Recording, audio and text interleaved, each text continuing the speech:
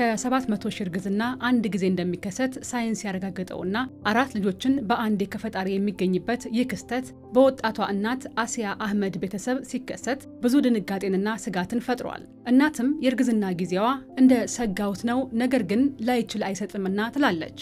ከባድ ነው። 4 ልጅ ከባድ ነው በጣም። በዛ ላይ እኔ ምግብ አልበላም፣ ቴንሽን አለ።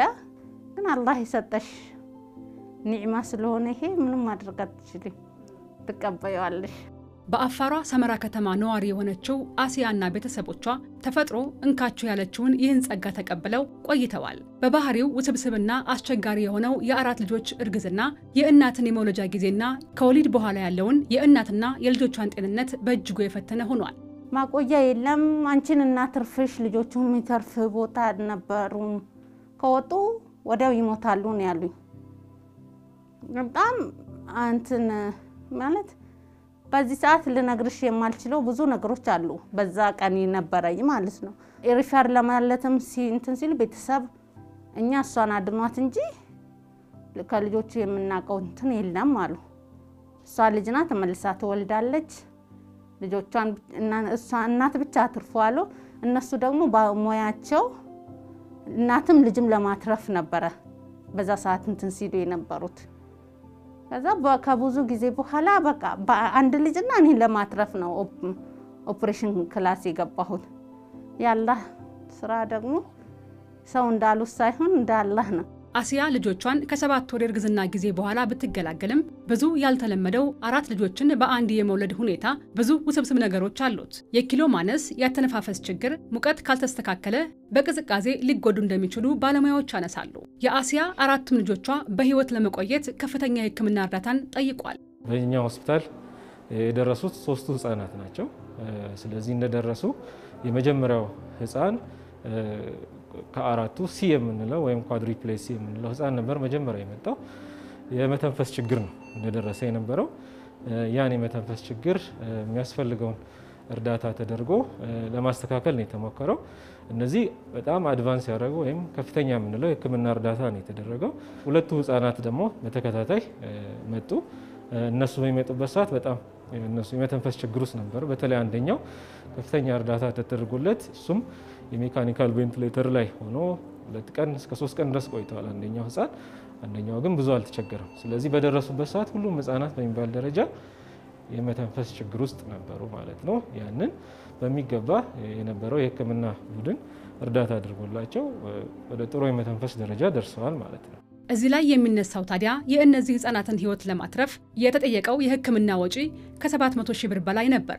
ቤተሰቡ ይህን አልጠበቀምና በወዳጅ ዘንድ ትብብር ሲደረግላቸው ቆይቶ የቀረውን በብድር ህክምናውን ለማስቀጠል በወሰኑበት ሰዓት የልጆቻቸውን የህክምና ጉዞ ያረጋገጠ የቤተሰቡን ተስፋ የቀጠለ አጋጣሚ ተፈጠረ። በአጋጣሚ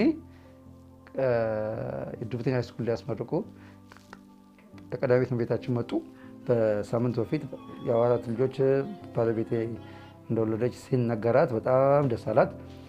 አስቸኳይ መልስ የሰጠችው ከዚህ 8 ሰዓት ነው እንደሸኘናት በነገታው ያለው ወጪ እንዳለ ነገሩን አሉ ነገርናቸው። በ3 ቀን ውስጥ ወጪውን ሸፈኑን። ህክምናውን በሰዓት ባያገኙት ኖሮ እነዚህ ልጆች ምናልባት በህይወት የመቆየት እድላቸው በጣም አነስተኛ የሚባል ደረጃ ውስጥ ይሆን ነበር። ወይም ቢተርፉ ደግሞ ጥሎ ሊያልፍ የሚችል ጠባሳን ሊያሳድር የሚችል ነገሮች ሊከሰቱባቸው ይችላሉ። ስለዚህ ያንን እርዳታ ስላገኙ የነበረው ሁኔታ ጥሩ ሆኗል ማለት ነው። 3 ወንድና 1 ሴት ልጅ በአንድ ያገኘው የእነ አሲያ ቤተሰብ ደስታው ወደር አጥቷል። በሆስፒታል የሚገኙትን ልጆቹን ሲከታተል ያገኘነው አባት ስሜቱን እንዲህ አጋርቶናል። ሁሉም በጥሩ ሁኔታ ላይ ናቸው ያሉት። አንዱ ልጅ ደግሞ ወደ ቤት ገብቷል። አሁን የሚቀጥሉት 2 ልጆች ደግሞ ነገ ኢንሻአላህ ይወጣሉ። አንደኛው እንደውም ዛሬ ይወጣ ተብሎ ነበር። በጣም ትልቅ ደስታ ነው። በዛ ላይ ደግሞ አሁን እንደምታየው ለ4 ልጅ አይደለምና ለአንድ ልጅ እንኳን በእኛ ሲሩም ውስጥ የኛ ክል ጊዜ ሲያቆይ በጣም ወጪውም ከባድ ነበር።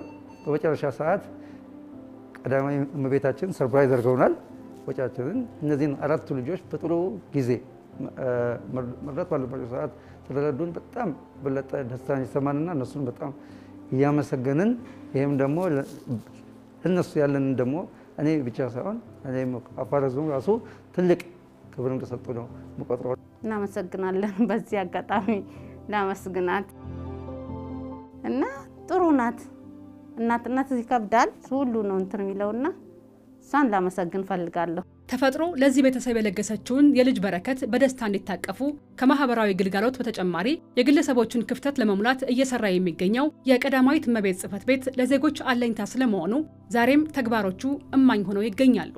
አልহামዱሊላህ አሁን እዚህ 4 ልጆች ጋር 3 ልጆች ነበሩን 7 ልጆች አሉን ማለት ነው። አልহামዱሊላህ በዚህ እድሜያችን ትልቅ ደስታ ይሰማኝ። በጣም ትልቅ ደስታ ነው።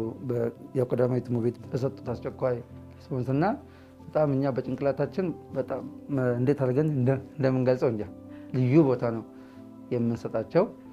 በዚህ ጊዜ ደግሞ ሰው በጭንቅ ሰዓት የሚደርስልን ሰው በጣም ከልብ የማይወጣ ነውና በጣም ነው ሰላም። ልጆቹም አድገው ጥሩ ደረጃ ከደረሱ እነግራቸዋለሁ እንደዚህ መንግስታችን በዚህ ሰዓት በእንደዚህ ነበረ እሷም እንደዚህ ድጋፍ አድርጋላችሁ ነበር ያጫውታቸዋለሁ። አይረሳም እኮ ይሄ